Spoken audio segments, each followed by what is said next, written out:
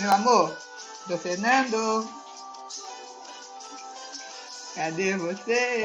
Ah, estamos aqui.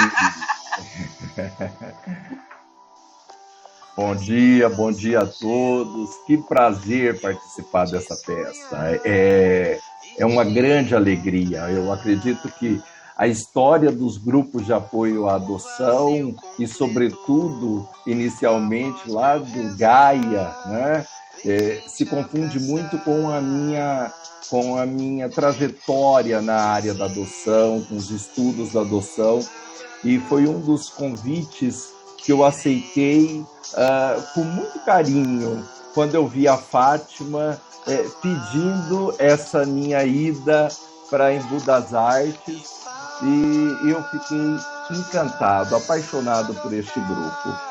E eu sempre que vejo a Fátima, e ela demonstra isso, porque ela representa esse grupo inteiro de Embu, né? E sempre me vem essas maravilhosas emoções. Então, a Fátima sempre junto do Marcelo, né? É um caminhando lado a lado com o outro, né? Nessas experiências em prol da adoção. Então, muitíssimo obrigado. É um prazer imenso compartilhar com tantos amigos. E aqui eu também não posso deixar de lembrar do Teles, da Lisandra, do Paulo Sérgio, do Dr. Berlini, da Angélica, da Cléria, a Miriam. São todas pessoas que me demonstraram carinho e por quem eu também tenho muito carinho, porque essas histórias se misturam, né? Eu sou muito bem recebido sempre que vou nos grupos de São Paulo, nas atividades envolvendo as entidades, HESP, os grupos de apoio, a própria Angaad. Então, para mim, isso é um prazer muito grande, ser muito bem recebido e poder falar desse assunto, que é um assunto que preocupa e que interessa a todos nós. É muito curiosa essa situação, quando eu falo muito sobre adoção para pessoas, para grupos que não têm absolutamente nada a ver com o tema da adoção. Então, eu falo para isso, para despertar esse olhar, para chamar atenção. Às vezes são grupos de promotores, de juízes, que não são de uma área especializada em infância e adolescência, mas são juízes, são eles que vão julgar os processos, são os promotores do processo. Então, falar da adoção para eles também é algo muito importante para mim. E é diferente de falar da adoção para vocês, que são pessoas que se envolvem, que amam esse assunto e que falam dele com muito carinho. Eu, quando falo para outro público que não é especializado, aí a conversa tem que ser diferente, porque você primeiro tem que chamar atenção para a causa da adoção, tem que envolvê-los na causa para depois poder dar qualquer outra informação jurídica sobre aquele assunto.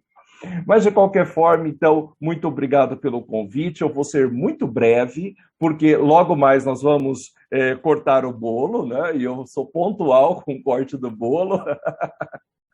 Então, vamos ser breves.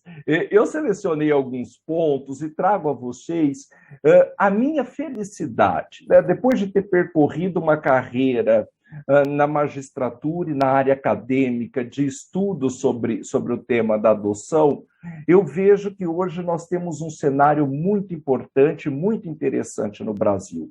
Se nós fizermos uma comparação com outros países, eu vou trazer apenas um para exemplificar, o caso, por exemplo, da Itália. Nós estamos muito à frente da Itália em matéria de adoção. Então, nós estamos falando lá de um país desenvolvido, primeiro mundo, e que está muito atrasado em relação à questão da adoção em comparação com o Brasil. Isso é um ponto positivo. Isso é um ponto para nos animarmos do que a gente já fez e o que precisamos ainda fazer. Então, isso é motivação para nós. E eu vou falar sobre... Eu sempre critico muito nas minhas falas todas as instituições que trabalham, sobretudo com o próprio Poder Judiciário. Eu gosto de fazer essa crítica ao Judiciário, que é a instituição da qual eu pertenço, mas eu vejo como um momento de crescimento, um momento muito positivo na evolução dos direitos em matéria de adoção no nosso país. trago para vocês a primeira questão, questão do nome afetivo. Olha que beleza, que maravilha que nós tivemos. Aí a Yasmin ali, olha que coisa linda, meu Deus. Oi, que linda. A última vez que eu vi Yasmin foi em Bonito, no Enapa, daqui de Bonito. A questão do nome afetivo. Então, o nome afetivo foi essa lei que surgiu nos estados. Ela surgiu inicialmente no Rio de Janeiro, depois foi para São Paulo, Paraná, né, Sergipe, e ela foi crescendo. Mato Grosso do Sul foi um dos estados que também foi o terceiro estado que teve essa lei do nome afetivo. São Paulo foi o segundo. Mas qual que é o problema dessa lei? Até hoje nós não conseguimos que essa lei que está em aplicação nos estados seja reconhecida nacionalmente. Já temos projeto, mas ainda não foi aprovado. Então, essa lei é muito importante e vocês que trabalham com as famílias adotivas, com os pretendentes, sabem da importância que representa essa lei. Eu preciso garantir que uma criança, um adolescente, já quando chega nessa família, ele já seja tratado com o nome, né, que nós chamamos sobrenome, o sobrenome dessa família, esse novo nome, prenome que ela vai utilizar na nova família. Então, isso constitui um direito porque faz parte de um direito da identidade pessoal, é um direito da personalidade. Eu, na vara da infância onde eu atuo, muito antes de ter a lei do nome afetivo, quando as famílias vinham me procurar e pediam no papel de guarda provisória para fins de adoção, eu já determinava, as famílias me pediam para colocar o nome, o prenome e o sobrenome daquela família e enviar um ofício às escolas para que essas crianças fossem tratadas dessa forma. Então, independente de ter lei, eu já entendia que isso era um direito, era um interesse merecedor de tutela, merecedor de proteção, e já dava esses direitos para a família. Essa lei do nome afetivo veio a dar força, né, para garantir que a escola realmente faça isso, sem a necessidade de procurar o judiciário. Escola, clubes e tantos outros. Qual que é o problema dessa lei? É no estado de Mato Grosso do Sul e também não é diferente da situação de São Paulo. Essa lei carece de efetividade. Eu tenho certeza que muitos dos senhores, muitas das senhoras sabem que quando chegam numa escola, às vezes a escola diz, olha, eu não sei de lei nenhuma, né? O nome que tem que ficar aqui no diário escolar é o nome do registro, né? Não tem outro nome para colocar. Não, existe uma lei, está aqui a lei. Você tem que provar que a lei existe. Então, esse é um grande problema e o nosso grande desafio é tornar essa lei em nível nacional, ou seja, para que todos os estados tenham garantido esse direito. O segundo ponto que eu trago como muito positivo para o Brasil, em comparação com outras legislações, é da entrega voluntária, entrega legal. Isso é muito importante. Eu já imaginava, na minha inocência, que esse fato estava longe de ocorrer novamente. Sabe aqueles fatos graves que chocam o nosso coração quando a gente vê? De criança sendo abandonada no rio, na lata do lixo, na mata, essas coisas terríveis. E eu dizia assim, nossa, mas eu acho que hoje isso não vai ocorrer mais, nós estamos fazendo um trabalho muito intenso. Há 2 semanas, aqui na minha comarca, uma criança, um bebê, ainda no cordão umbilical, ele foi abandonado dentro de uma mala, dentro de uma bolsa, na porta do CRAS. Então, assim, e aí foi encontrado, porque uma pessoa passou pela rua, viu aquela bolsa pesada, imaginem vocês, pesada, e o perigo dele soltar aquela bolsa no chão, ele pegou aquela bolsa, entrou no CRAS e entregou lá, falou, alguém perdeu, no que abriram, encontraram o bebê ali. Ou seja, é uma coisa terrível e que nós temos uma garantia total. Hoje, pelo parto em anonimato, a mulher não precisa nem revelar quem é o pai, não precisa dizer quem são seus parentes, basta de chegar ao judiciário e dizer eu quero entregar em absoluto sigilo esta criança para adoção. Pronto. Não, eu sei quem é o pai sabe, conhecemos a família, nós conhecemos todo mundo, ok? Queremos entregar, a mulher diz, eu não quero esse filho. O Poder Judiciário vai dizer, escuta, tem alguém na família que assim deseja, né? Pai, família extensa? Não, não queremos. Ok, vamos encaminhar para adoção. Então, os mecanismos legais nós temos hoje. O que nós precisamos garantir é efetividade novamente desses direitos. E para isso, eu julgo que é muito importante falarmos reiteradamente sobre esse assunto. Aqui na comarca, depois dessa história do abandono do bebê, foi curioso o que ocorreu. Nós tivemos uma procura imediata de pessoas, a cidade inteira se comoveu e querendo procurar a vara da infância para fazer a adoção do bebê, né? Foi o primeiro ponto que nós vimos na cidade.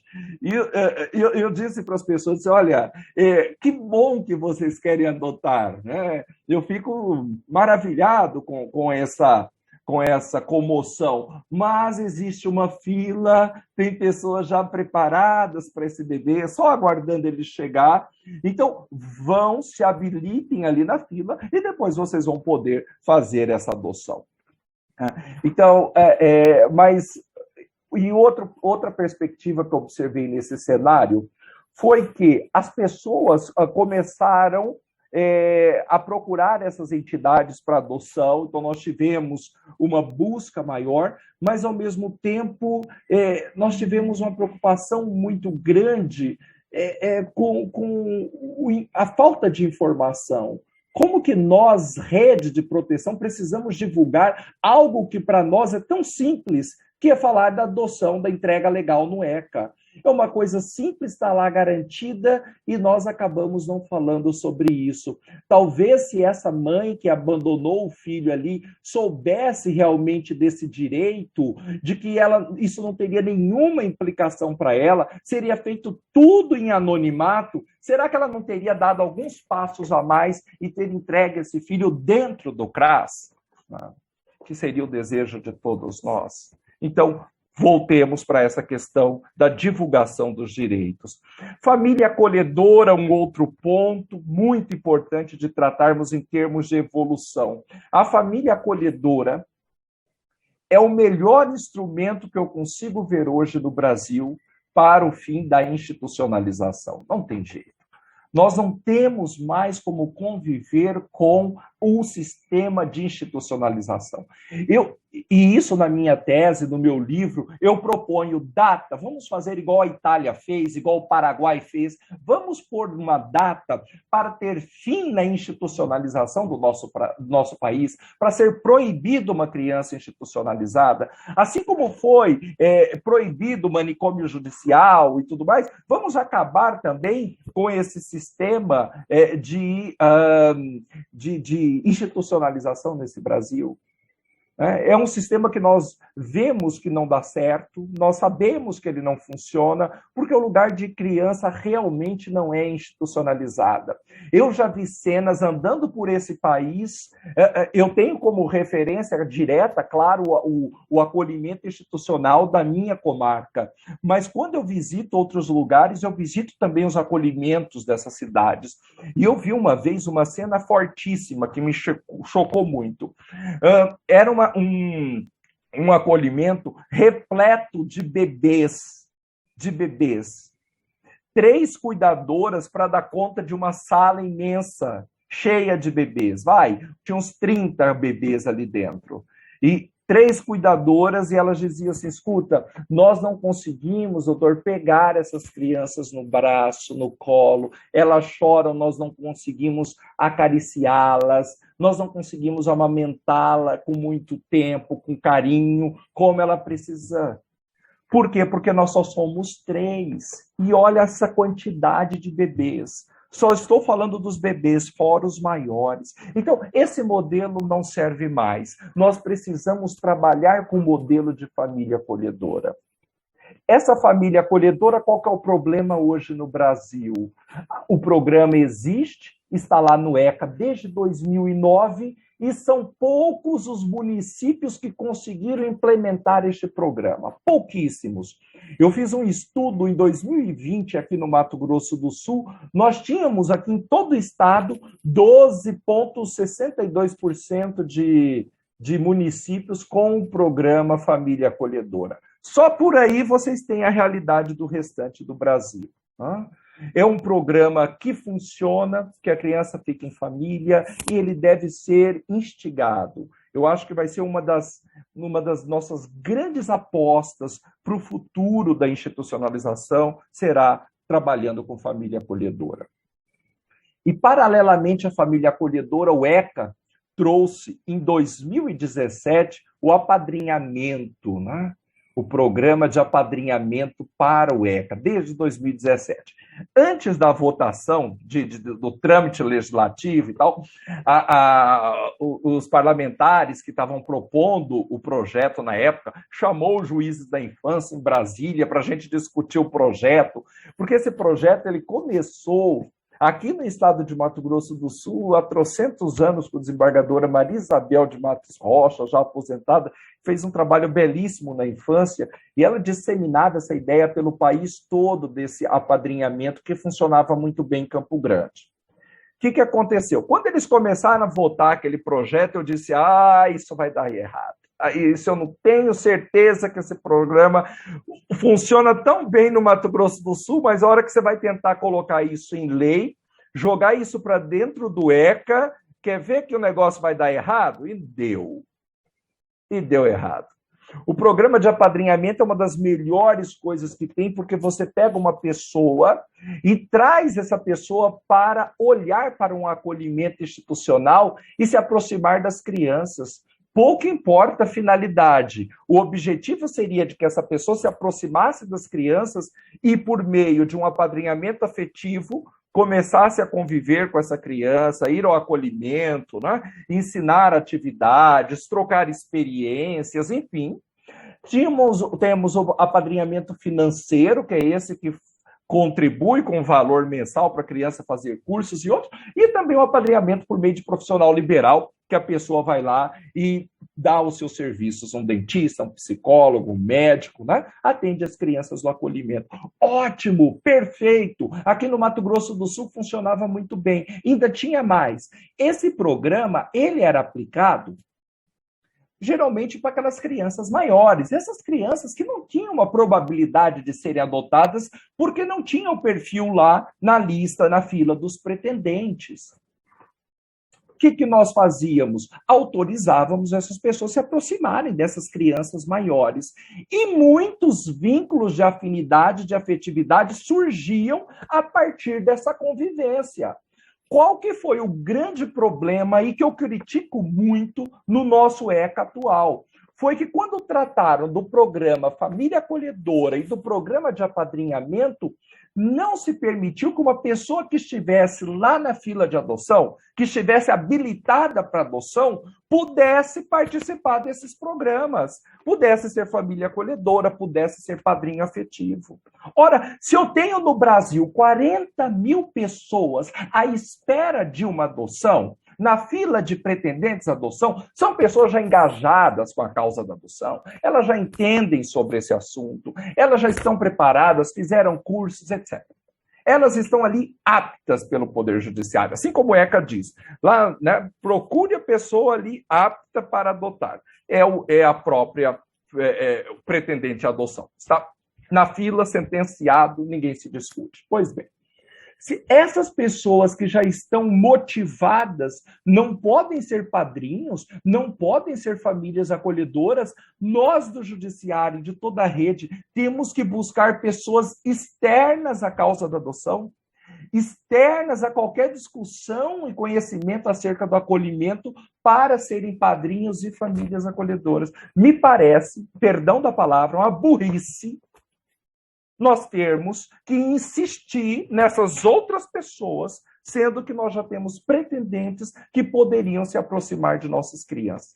Isso sem falar dos lugares que violam, das comarcas que violam o artigo 197 do ECA, que diz lá sobre, no 197C, que fala lá do direito dos pretendentes à adoção de visitar o acolhimento. Na minha pesquisa que eu fiz, e eu publiquei isso no livro, eu fiz uma entrevista, uma pesquisa com 40, questionário, com 44 juízes da infância aqui do Mato Grosso do Sul. Pasmem vocês, praticamente 40% dizia, olha, eu entrego uma criança para adoção no momento que eu despacho um processo. Os outros falavam, olha, eu só entrego na sentença, os 40% restantes. E 20% eu só espero o trânsito julgado desse processo. Imagine assim, ou seja, se a lei me permite que, ao despachar um processo, eu entregue essa criança para adoção, por que é que eu vou esperar o trânsito julgado, sabendo que no Brasil um recurso para os tribunais demoram anos para serem julgados? Anos. Se cair no STJ e no STF, então, é uma eternidade. Pelo volume processual também que lá tem.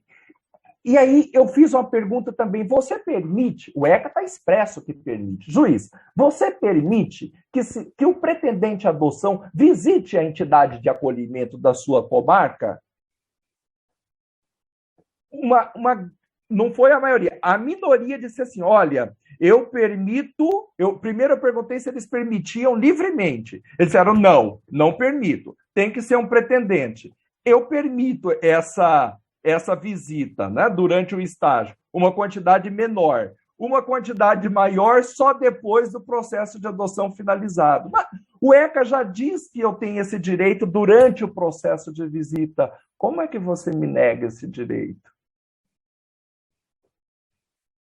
Então, esse é um ponto que eu acho que nós precisamos ainda conversar muito sobre isso, tanto com os magistrados, promotores, quem atua nessa área, como também para empoderar os grupos de apoio à adoção e os pretendentes para exigirem esse direito. Né?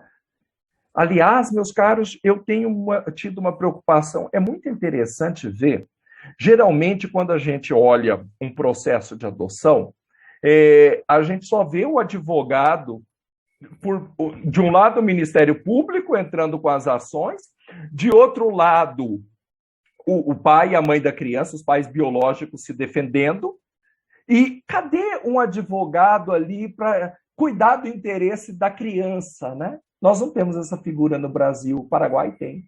Um advogado para defender o direito da criança. Cadê essa figura? Cadê um advogado que defenda o direito de um pretendente à adoção? Para dizer, olha, vamos entrar nesse processo, eu quero me habilitar, vamos correr com este processo. Né? Nós queremos isso, nós precisamos dessa efetividade, nós não temos. Apadrinhamento afetivo são essas minhas considerações. Eu acho que nós temos que avançar no Brasil para permitirmos que essas pretendentes à adoção também possam fazer parte do programa de apadrinhamento afetivo e de família acolhedora. Essa é a minha bandeira.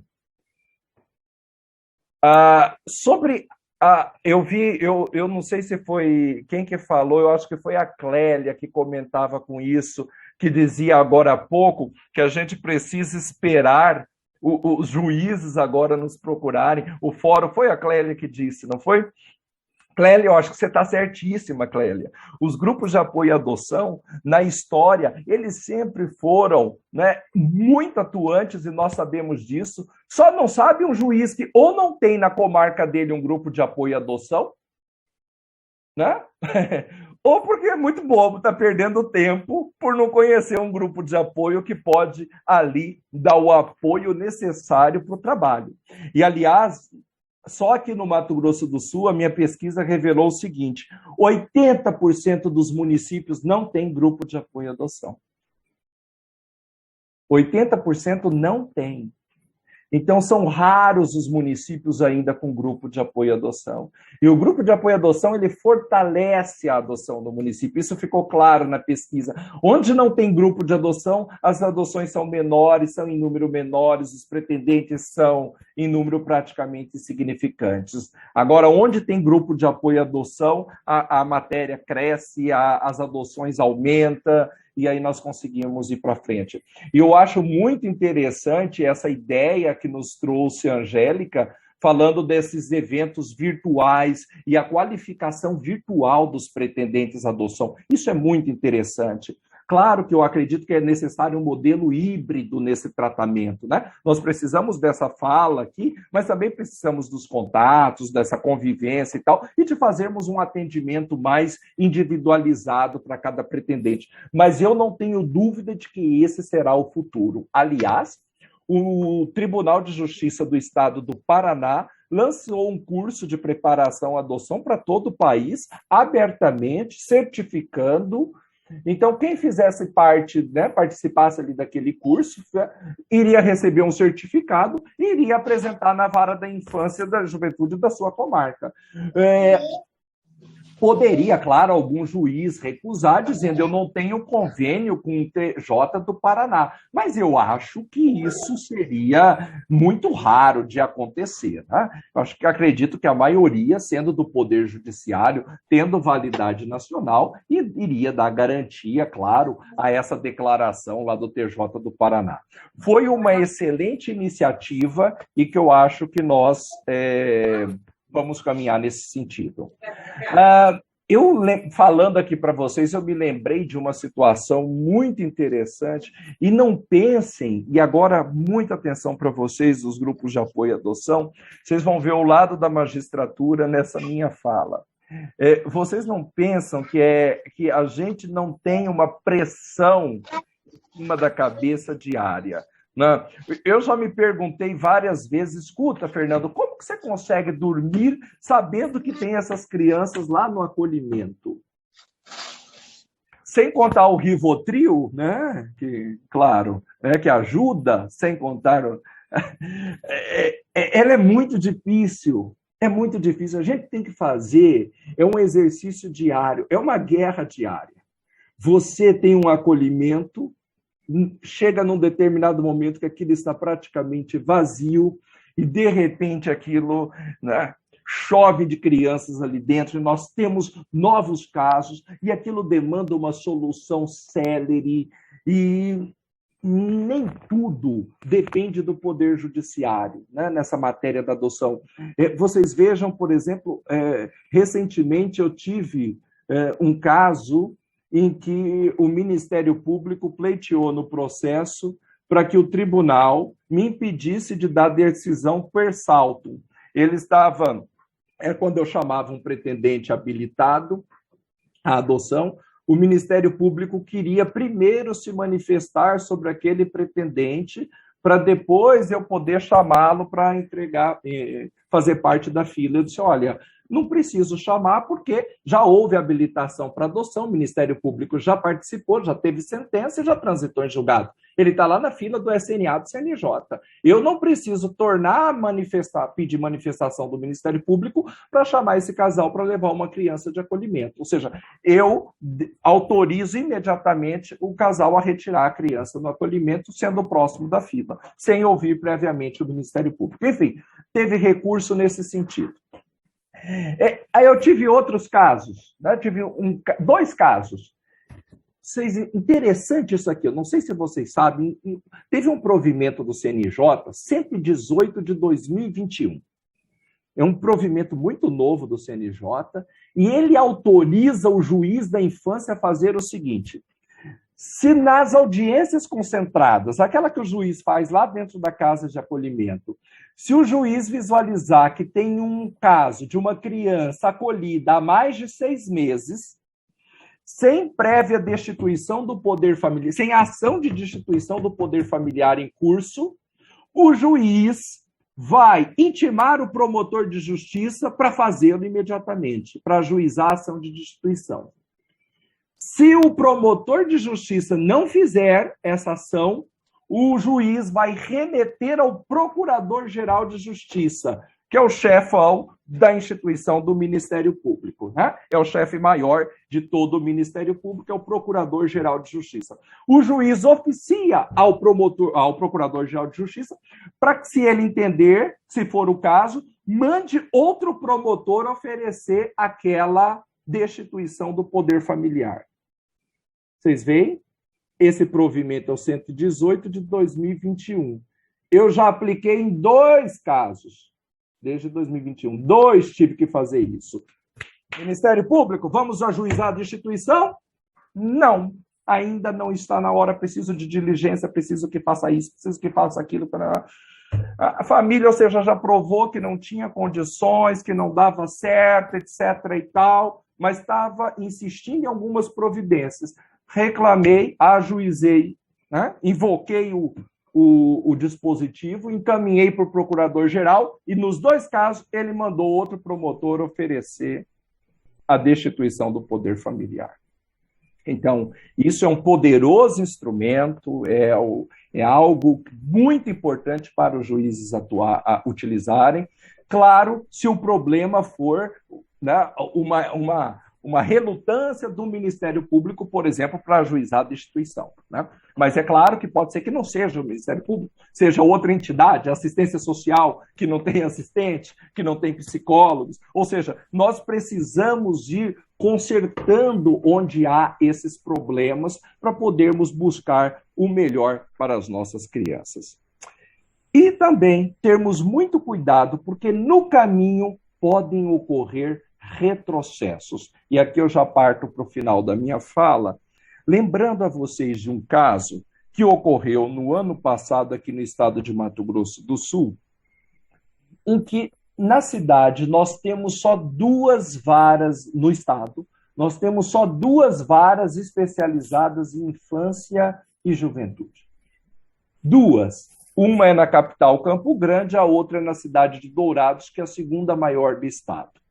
Existe um provimento do CNJ, né, o famoso provimento lá 36 e tal, desde 2014 que esse provimento diz que as cidades, antes era com mais de 100 mil habitantes que tinha que ter vara da infância, agora passou para 200 mil habitantes para ter a vara da infância.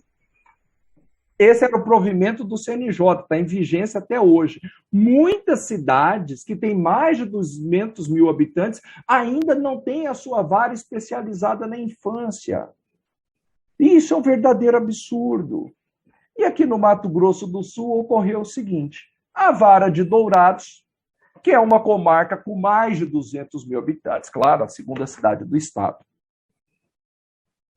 A vara já teve representação na ONU, para vocês terem ideia, porque estaria fazendo muita destituição do poder familiar de crianças indígenas. E lá nessa região realmente tem muitas crianças indígenas e muitas em situações muito precárias, que as decisões do juiz foram confirmadas pelo tribunal, pelo STJ.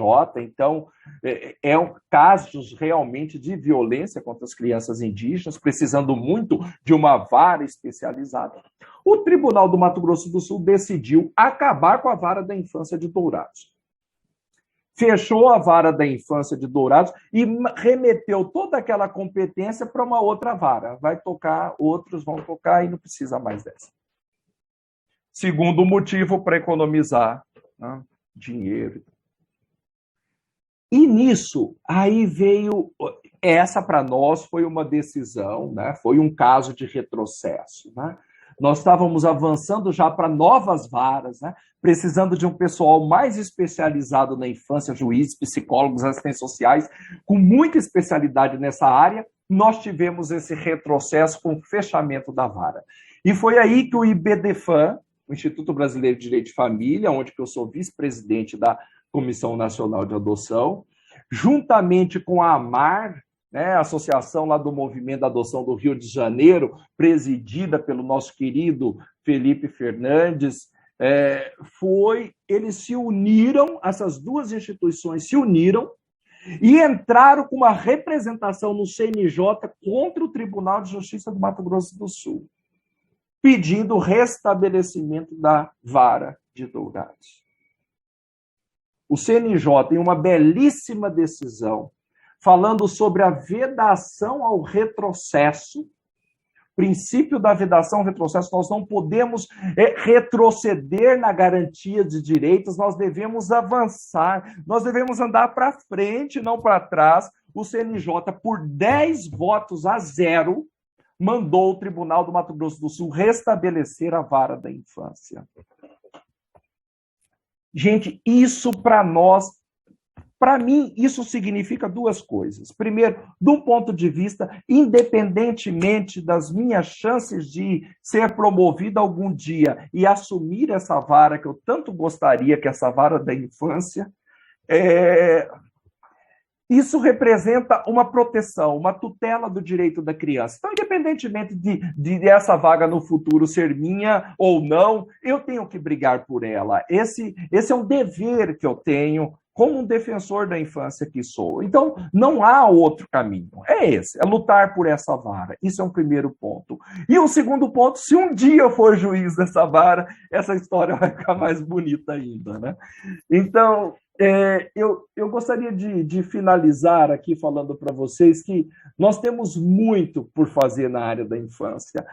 A gente pensa que não, nós já falamos de tudo, nós já fizemos de tudo. Não é, sempre tem um assunto novo, sempre tem coisas novas por onde podemos atuar. E não adianta, e eu concluo o meu livro, a minha tese, a minha experiência acadêmica, de que isso não depende de leis, sabe? A gente não precisa ficar esperando as leis caírem do céu, as leis serem trazidas pelo legislador. Nós precisamos da nossa participação social efetiva. Eu, como juiz, zelando por um processo célere, por um processo rápido de destituição do poder familiar, de adoção ou de reintegração dessa criança na família de origem.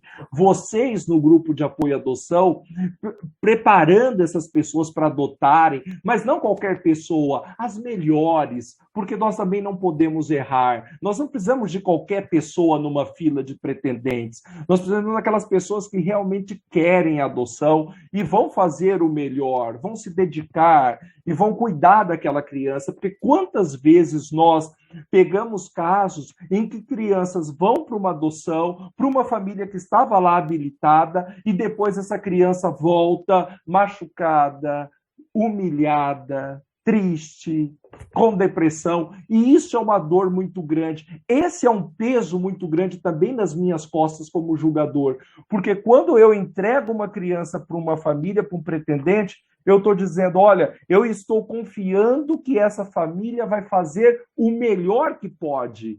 Eu sei que muitas coisas podem ocorrer, que pode desandar, isso que não vai depender do pretendente, que o pretendente fez tudo o que poderia, tudo o que estava a seu alcance, mas essa adoção não se concretizou. Eu entendo esse lado do pretendente, mas nós precisamos prepará-lo para que isso não ocorra, e se ocorrer com o menor trauma possível para essas nossas crianças.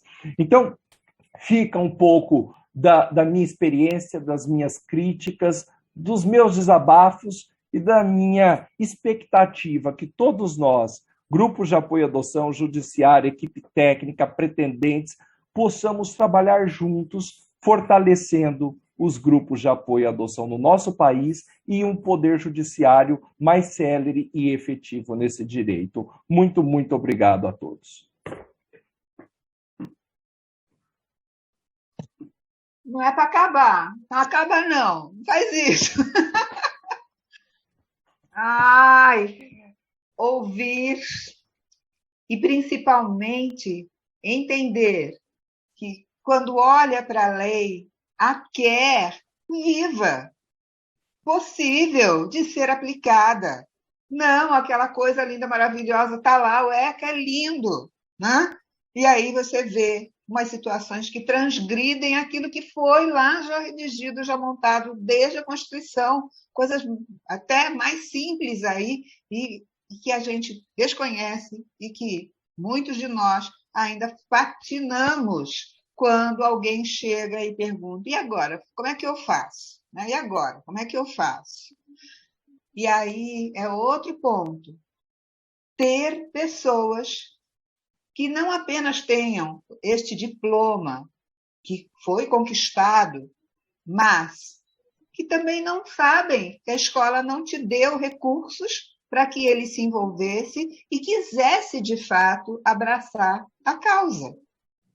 Né? Quando a turma pergunta para o doutor Berlini quantos filhos ele tem, quantos filhos adotivos ele tem, ele diz, não tenho competência, não tenho capacidade para isso. Né?